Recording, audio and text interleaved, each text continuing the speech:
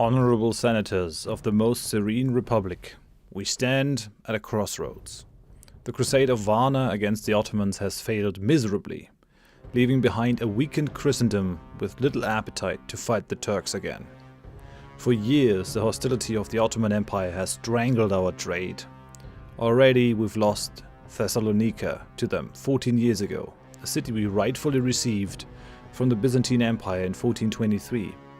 After taking the city by force in 1430, Sultan Murad's troops sacked it, killing a shocking amount of inhabitants and plundering its wealth. Of the 40,000 inhabitants of Thessalonica, a mere 2,000 remain today. As we speak, hostilities on the border of Venetian Albania are commonplace. An open war could erupt any day. With greedy eyes, the Ottomans weigh the chances for taking the Negroponte, Crete and Albania from us, and Rhodes and Cyprus from our allies. What damage that would do to our trade with Alexandria and the East, you, the honorable senators of the Republic, know best. The Republic of Venice has been outstandingly successful. The trade of the known world runs through our ports and offices, firmly grounded in trade privileges granted by the German Kaiser and the Byzantine Emperor. No trader from the Holy Roman Empire is allowed to trade further east than Venice, and neither are the traders of Byzantium and its subject states allowed to trade directly with the Roman Empire. We are the center of East and West, the focal point of all the Mediterranean trade. The struggles and infighting between our noble families has been stopped, with republican institutions that ensure that no family can grab too much power for themselves. And we've been conquering Crete, Dalmatia, a lot of Albanian cities as well as Ionian islands and Corfu. In northern Italy, the terra firma has been successfully defended against Austria, Milan and the Papal State, who control the Adriatic and the eastern Mediterranean. But the weakness of the Byzantine Empire and the subsequent rise of the Ottomans threatens all of this. If Byzantium ceases to exist, then so does our trading privilege with its emperor. We need to act, and we have to act with much more vigor than we did during the siege of Thessalonica. Therefore, I propose this as our course of action. Primo, that we take the remaining holdings of the Byzantine Empire under our protection.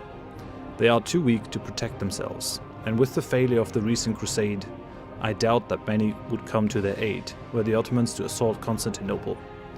I say let's outmaneuver them by taking Constantinople for ourselves and vassalizing the rest of Byzantium, what little there is.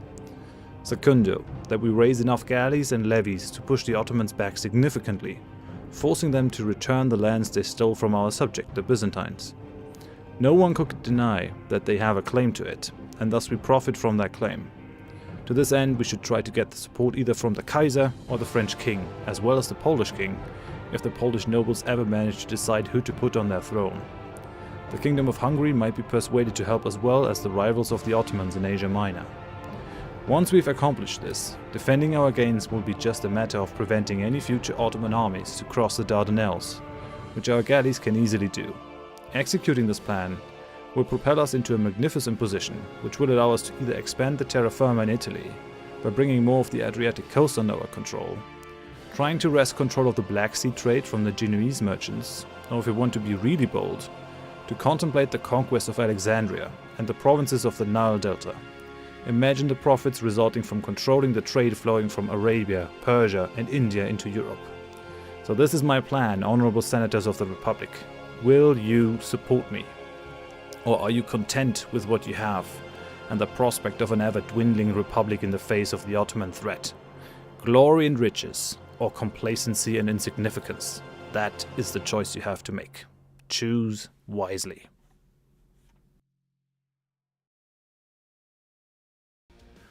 And with that, welcome to the next EU4 series on my channel. I'm Horath. We're playing Europa Universalis with all the DLCs up until this point. I gotta thank Paradox for providing me with most of those DLCs free of charge. I have promotional copies for, I think, Golden Century and Dharma. Those are the last two ones. And yeah, we're going to be playing Venice, as you might have guessed from our intro cinematic, or from my intro cinematic. Took me quite a while to make that, but had a lot of fun. So, Venice, is probably my favorite country in EU4 because of its versatility. So you can do everything with Venice. You can, I mean, it is mainly a merchant republic at the start, but you can form Italy if you want to. You can try to basically become the next Ottomans by taking over Ottoman land. Then you suddenly like a huge country. No one's really gonna oppose you because the Ottomans don't really have any rivals.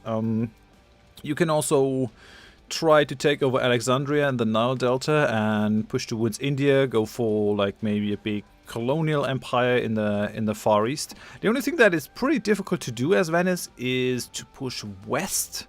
But even that can be done just by taking over the Genoa trade node. Like if you take over Genoa and some areas over here, maybe taken from France, take Provence, take these areas, then you are able to even like profit from what the colonizers get, what they can pull out of the New World. So yeah, Venice, probably my favorite game. I try to play it every now and then, and I thought, why not make a series with it? It also has a really, really interesting historical backstory. It is a fairly powerful country in Europe. I mean, it's not among these starting options. For example, Brandenburg is interesting, but not super powerful in the beginning.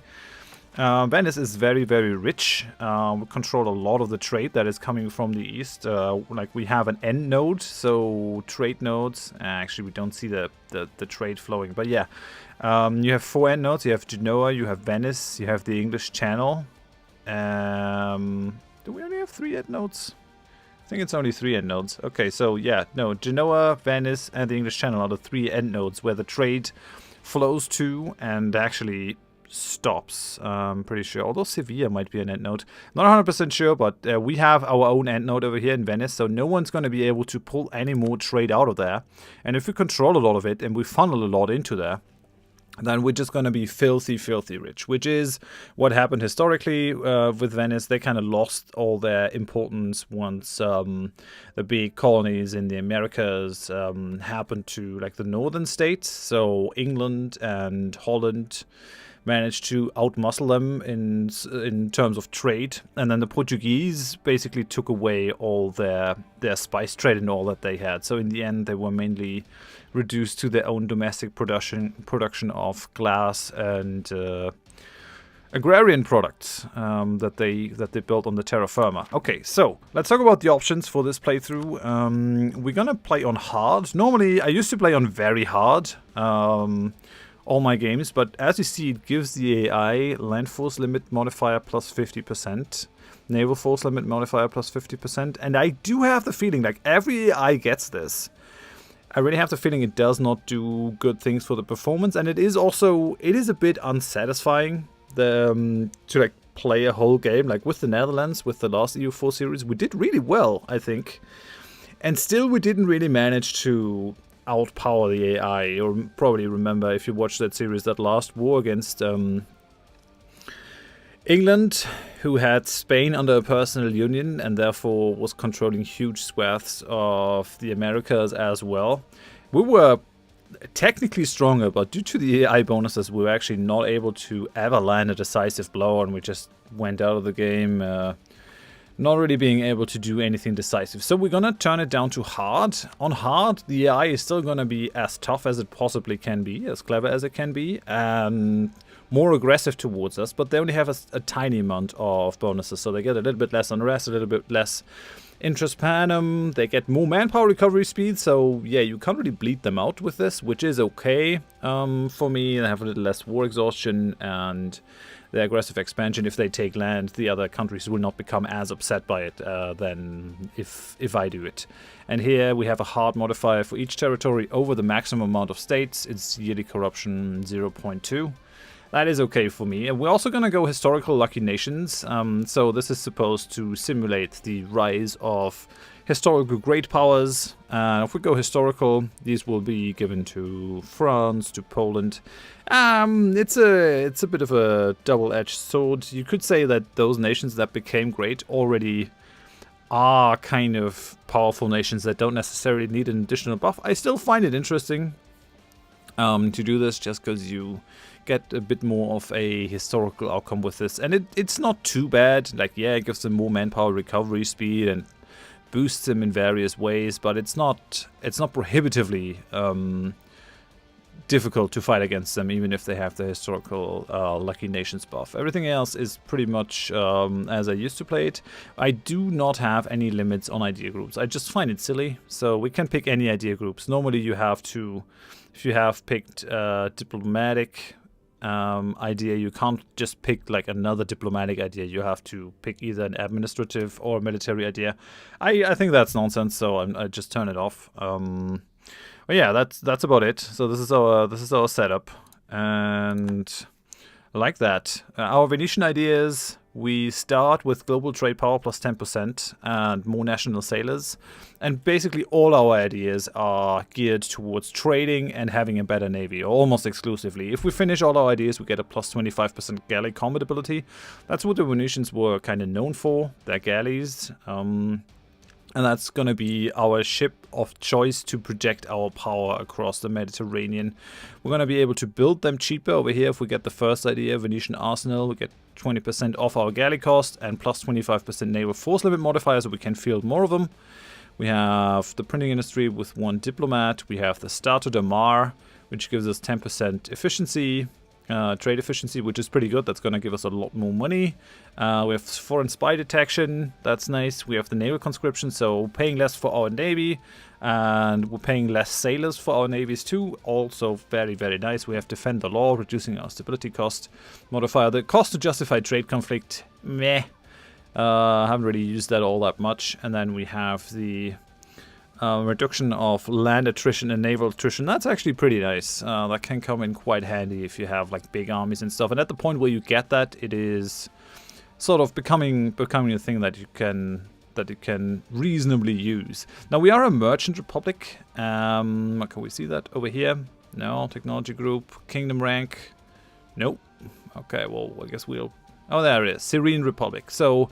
We're Merchant Republic and we are Kingdom rank. So we have an additional diplomat, we can have a couple more states, our national focus cooldown is a little bit reduced, and we get an additional merchant, some less corruption and less maximum absolutism because we are Venetians. So that's what we start with, a specific government form.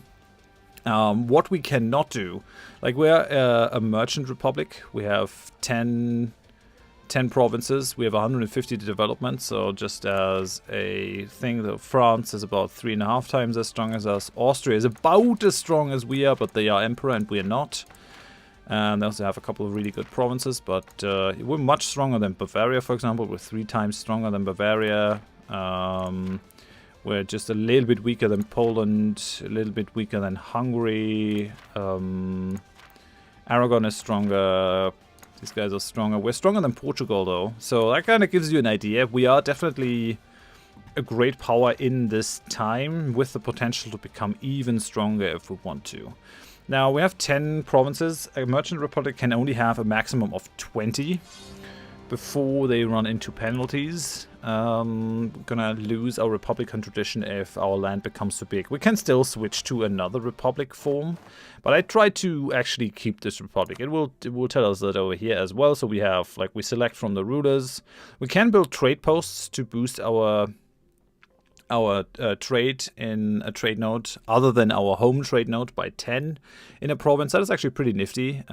Just a free trade power boost. Also incentivizes us to have provinces in multiple trade nodes to kind of make the most of this. And yeah, I think it will say that over here. You will lose a Republican tradition for every state province beyond the first 20. So we can still have territories, give them to trade companies maybe.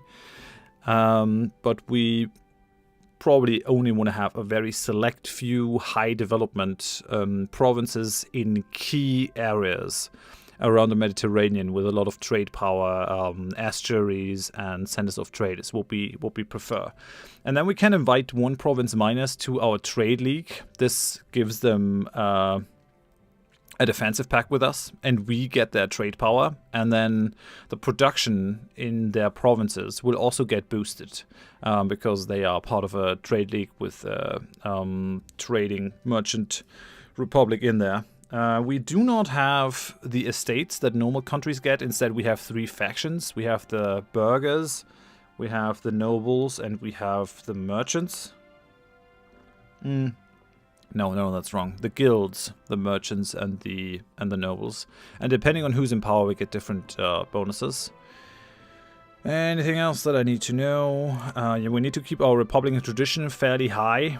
That reduces our national unrest, but as it drops below 100, it will increase our stability cost. So ideally, we always want to keep Republican tradition up as high as possible. If there are events, we'll try to always keep our Republican tradition high, so that's good. We are just normal Catholics, so that's a thing. Environment, we could go through all this, but I think you have a fairly good idea of where we are just due to the opening cinematic. So we're pretty powerful, all things considered. So we start with 17,000 men, 4,000 cavalry, and then the rest is like 13,000 infantry. That's pretty good. We have some ships. So this is our trading fleet with 7 barks.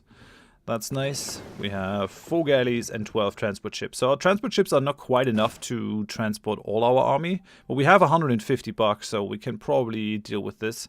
Now our income is kind of inflated. We get an income of 12.36 in trade. It's not going to stay that way. Actually, that's more like it, the 6.81. And as you can see, this is an end node, Venice. So everything is flowing in here, nothing is flowing out. That's pretty nice. And we control 48% of the power in this node at the start of the game. We're the absolute king in this. There are some important areas of trade that we still don't own in the Venice node. So Urbino over here is something that we might want. Mantua over here. Milan. And you can see this has been changed with Dharma, I think. So centers of trade can have 3 levels. They can just be like a natural harbor. So that's a level 1 center of trade, only gives you 5 trade power. Level 2 will give you, like inland, will give you 10 trade power, and then some reduction in development cost. And then a level 3, which is Venice, will actually give you a ton of bonuses. So it gives us plus 25% in local trade power boost. And it gives us 30% institution spread, so we'll probably be able to keep up technologically very, very well, I think. And then all the other provinces in the area will get a reduced development cost. More local sailors, and increase their possible number of buildings, which is pretty awesome, and also reduces our yearly navy tradition decay. That's also pretty helpful. But yeah, having a lot of these, it's going to be really good. You can have level 3 centers of trade, as many as you have merchants. And you can only have 1 level 3 in a specific area in one node. And they always get downgraded by 1 level whenever you conquer them. So if someone were to conquer Venice, it would go down from a world port to just like a, what's the downgrade called? Yeah, entrepot. Right. You can downgrade them yourself, but we're not going to do that. I think we're doing fairly fine. We have a shipyard in here, which is awesome. Gives us more naval force limit, reduces the shipbuilding time, and increases the local ship repair. So Venice is very good province. 27 development, fairly high. Pretty happy with that. Now, a couple of things that we have to do. We could select a naval doctrine at this point, so we should probably go 3 oarsmen to boost our galley combat ability. Then again, it's pretty expensive, so I don't want to spend the 135 bucks. What we want to do is, as I said, we're going to go after the Byzantine Empire. Oh, these guys have rivaled us. Okay, I guess that's fine. Let's see the other diplomatic attitude. So Austria, yes, Austria is friendly. France is friendly. Mantua is friendly. Milan hates us, but that's just natural, because we have one of their cores. Okay. We have 3 diplomats.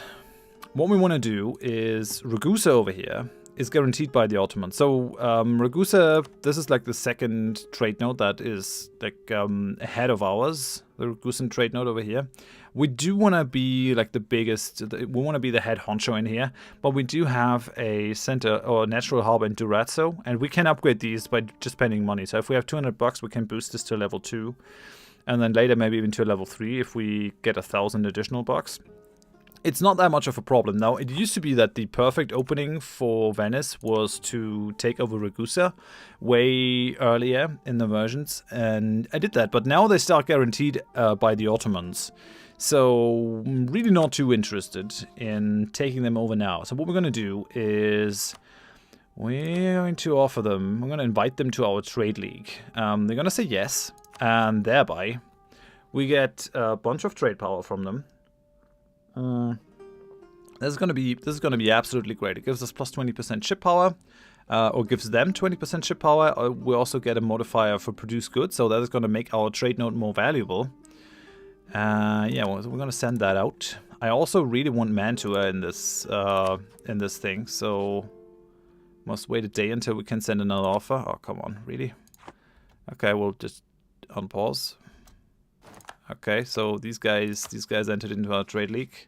Let's invite Mantua here before they join anyone else. That would be good. We have to conquer them eventually, as we would like to have Ferrara because they have the Po estuary, but we'll get there in a bit. So let's invite Mantua. Now, in terms of allies, you kind of have to decide between Austria and France. But Austria is friendly, and we have a good chance that Austria will actually help us against the Ottomans. Now, Hungary is our enemy, which is not ideal. But if we can do this, like, we're historical friends. So let's go offer alliance to Austria. That's going to be pretty helpful. Okay. So now we're friends with Austria. What I want to do, what I have to do, is we have to build transport ships. So we own... What does it say that? We have 12 cogs. Oh, we can build a flagship. So that's a new thing.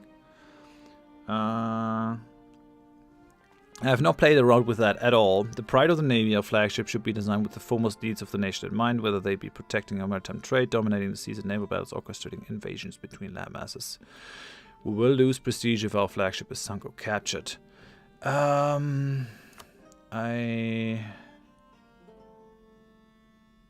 What? I've not played around with that at all. I probably have to look at the options. For now, I just want a couple of transport ships, so... We don't need a flagship right now. That brings us up to 13, 14, 15, 16, 17. And I think we'll build one over here as well. So that brings us up to 18 transport ships.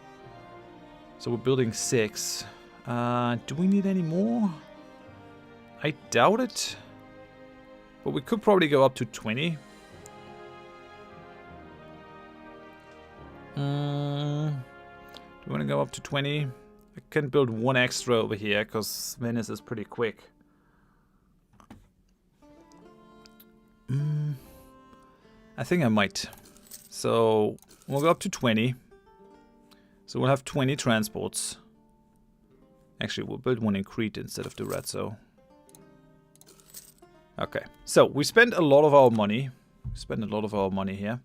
We do want our leader as a general, so because we're a republic, one of the things that we're really good at is just having rulers for free, because every time they die, all we're going to have is do another election. So Francesco Foscari is our Doge, and he's going to lead this army. That's good. I'm going to send these armies back in here, and we probably want to build up to 20. Now, we have a lot of knights, but we could probably use more. And then again... Might not strictly be necessary. We are pretty rich, though. We can't build it here. I think we'll build it up there. The knights are pretty expensive. 0.53 in maintenance, but I think they're going to be worth it. We don't have a lot of manpower, so we probably want to make the most of it. So let's go this. That brings us up to 18, 19, 20. Very good. Anything that I'm missing? We have to set our rivals. Now, setting rivals is pretty difficult in the beginning. We're gonna go Byzantium though, for sure. Just for the easier claim production and everything. So we'll go. And we'll start building a spy network. We have neighboring provinces, so we're gonna be able to force to fabricate claims over here. And then that should lead to two good things. One of the other allies that I want... Oh, yes. Okay, the Poles are actually happy with me. Allied to Polish rival Austria, though. Yeah, that's shitty. That is pretty shitty. Damn it. Why did you have to rival Austria? Are you mad? Who are your enemies? Rivals. Ottomans, Savoy, France. Poland is routing them, Savoy is routing them, Ottomans are routing them. I really wish we could be friends with Hungary, but I guess that's not a thing, really. Serbia would be willing to go for an alliance. We only have like a bunch of diplomatic relations though, because we're guaranteeing Albania and we're also guaranteeing the Knights. Now what I want to do for sure is we're just going to invite the Knights to a trade league here. We can still conquer them at some point if we want to, but we'll invite them to the trade league and then we'll revoke our guarantee, which just takes up an additional relationship slot. That's just moot. We don't really need that. We have 3 provinces that are Orthodox, and we also have 2 small vassals. Naxos over here. Naxos is weak, and Corfu is weak, so these both have only 2k. They're hardly worth keeping, but we still might keep them. At least one of them, to maybe feed them provinces. On the other hand, we could also just take Byzantium as our vassal and just feed them stuff from over there. Now, Albania, we could go trade league. We could also try to conquer them here if we wanted to. They are threatened. They would go alliance. I'm not sure I want that. Trade league could probably be best. The big upside of this is if we get attacked by the Ottomans, if they get attacked by the Ottomans, which they will do fairly often, we're actually going to be the defender. We're going to be able to call all our allies. And yeah, it's generally just going to have like a really good effect on us. So I guess we'll do this. We'll do this. We'll increase our trade value as much as possible. The Papal State loves us. That's actually kind of nice. I have no problem with that. We could even just invite Ferrara too. Like, the bigger our trade league, the more power we can project. Albania has entered our trade league. That's good. First couple of days, we're just going to play very, very slowly. And then we're going to pull the tempo once we've got everything in place. So there's another diplomat. Let's actually pull the Papal State into our trade league. Oh, may only have 1 province. Okay, yeah, sure. Damn. Alright, that kind of also kicks these guys out. We could still go for an alliance with the Papal State. I mean, what I really want is Urbino, because it does have like a natural harbor. So like having Ferrara, having Romana, having Urbino is definitely something that I'm planning on, as well as picking up Mantua and Milan over here. But it is more of a longer term goal. So if you don't know, we're actually going to have the Shadow Kingdom event in 1490. Currently, most of these, yeah, all of these belong to the Holy Roman Emperor, or the Holy Roman Empire. If Austria doesn't take everything back that belongs to the Empire and is currently owned by non-Empire states, the Shadow Kingdom event will fire and will remove all these states. And they basically will no longer recognize the authority of the Emperor. At that point, all of Italy is like fair game for us. We'll be able to attack them without involving the Emperor, which is pretty nice. Currently, if I were to attack Ferrara over here, let's say... Oh yeah, I have to wait until December to declare war, but Austria is the emperor, and Austria would come in and defend Ferrara. And currently, we're not strong enough to fight against Austria. We're just not strong enough. We will be at some point, but we're not now. Okay, so we've picked Byzantium. I'm trying to pick my rivals kind of strategically. Ooh, Aragon. Do we want to be friends with... Oh, Castile as well? What the heck? Everyone loves us. Everyone loves us here. Oh, man.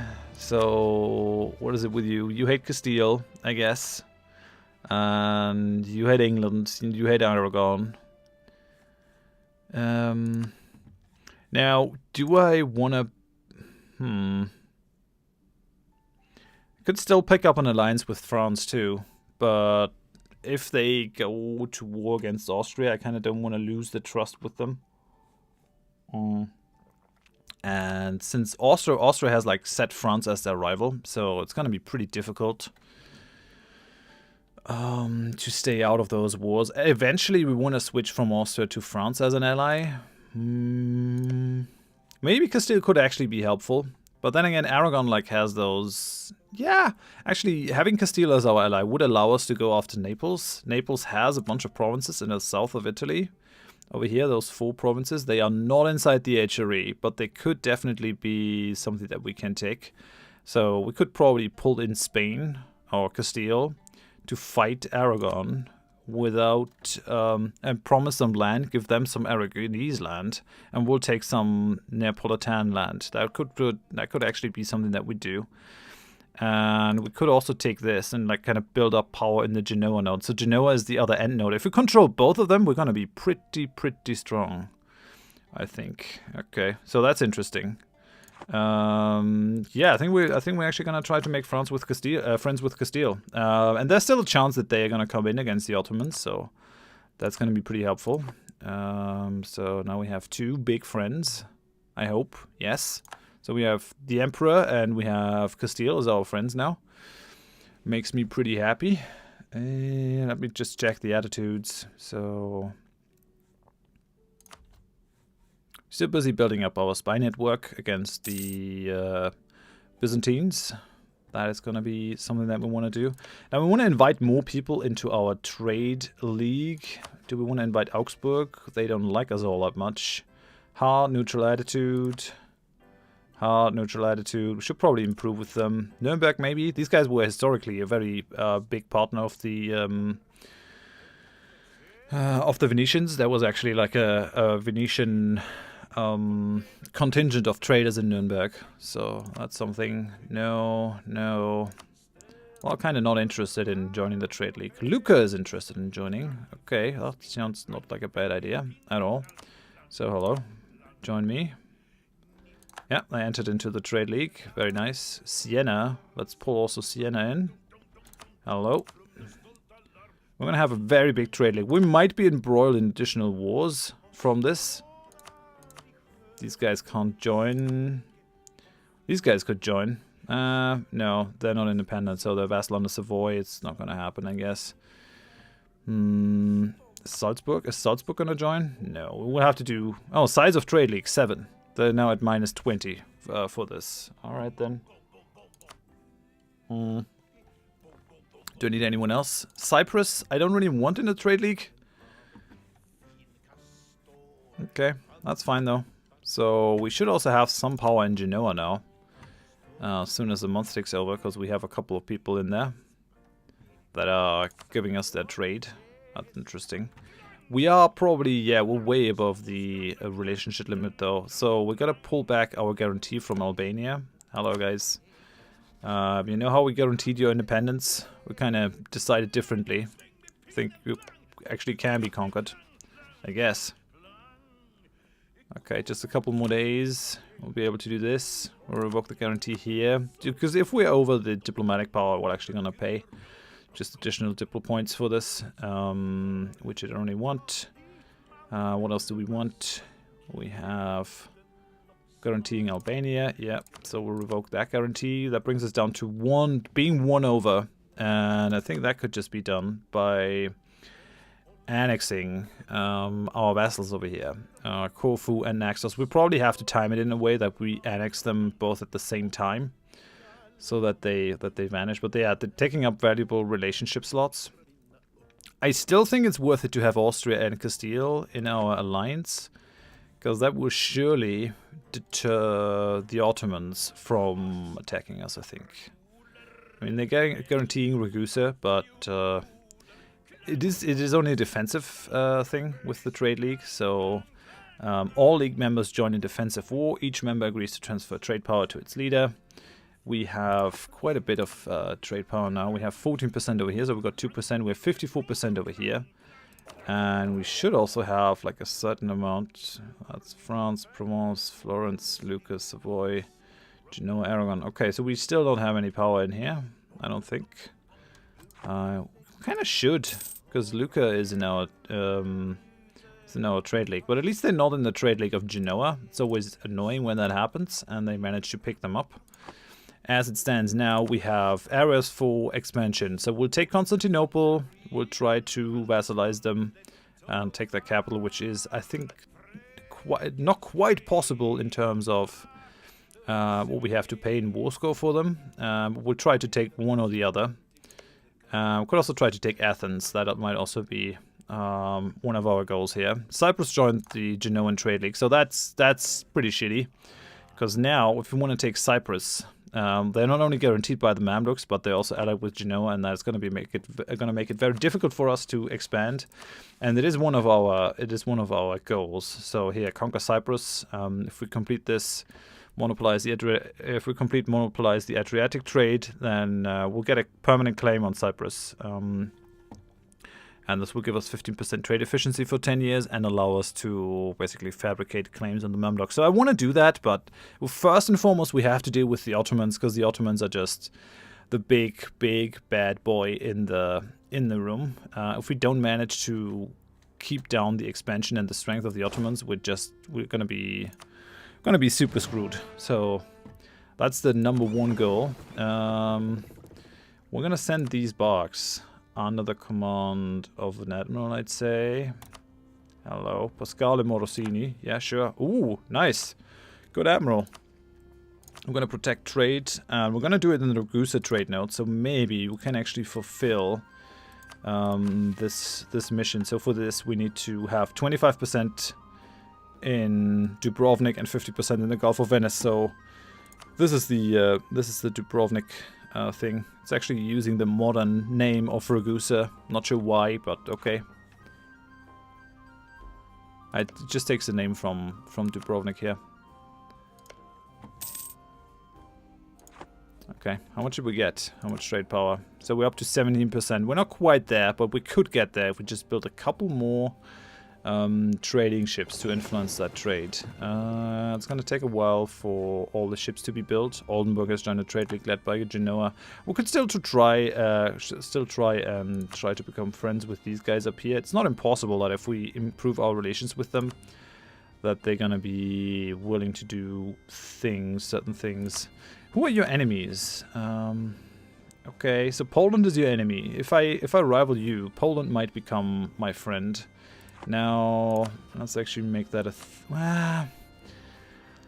I mean, they're my rival in any case, so we might as well. And then Lithuania being my enemy, I don't... Yeah, no. I don't see how Lithuania and I would be at odds in any case. But yeah, so we can embargo them, I think. Should be able to embargo them. Relations. Economic action. Yeah, over here. So we'll reduce our trade efficiency unless they are rivals. So we're going to embargo our rivals over here. We're also going to do it for the Byzantines. That's good. And then we really need to get on to reduce the diplomatic relations over here. I think for the first idea. Okay, so Lithuania is no longer independent. They are now in a personal union under Poland.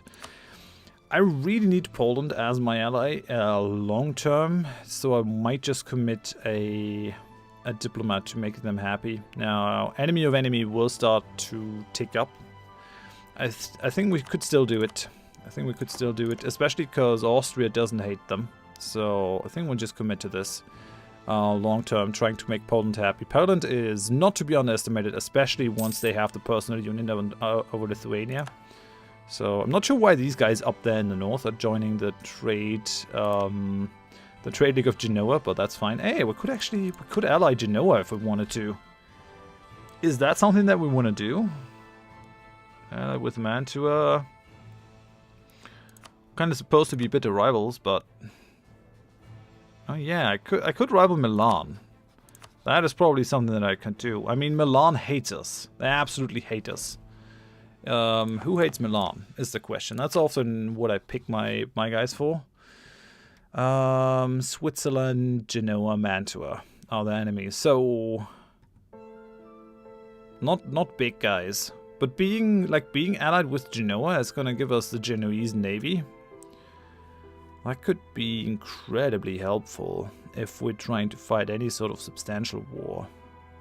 It would push us over the diplomatic relations, but the thing is, once we have a relation like that, we're gonna gain trust with them, and we're gonna be able to make that a relation that really lasts a long time and is good for the for a future relationship. I'm not really sure if I want to control the Genoese lands, but I probably do want to go after Cyprus at some point.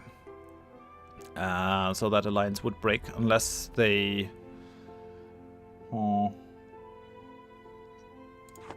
Yeah, I don't think that's in the cards. Sorry, Genoa, we're already over the limit. Guess we have to conquer you instead. Right, is there anything else that I want to do? No national decisions that we can go for. We could confirm the thalassocracy once we're strong enough. In terms of idea groups, the first one that I want to go for is probably maritime ideas, because it'll allow us to gain more sailors and gain a boost to our naval force limit. What we really need is as many galleys as possible. This is also going to reduce our ship cost. Give us more blockade efficiency, less admiral cost, leaders without upkeep, and allows our ships to repair when in coastal sea zones, so we don't have to put them into the harbor for them to repair. This all looks like a really good combination of ideas. So what we want to do, ideally we also want to conquer the Kosovo, because it actually has gold in it. There's gold and then there are hills.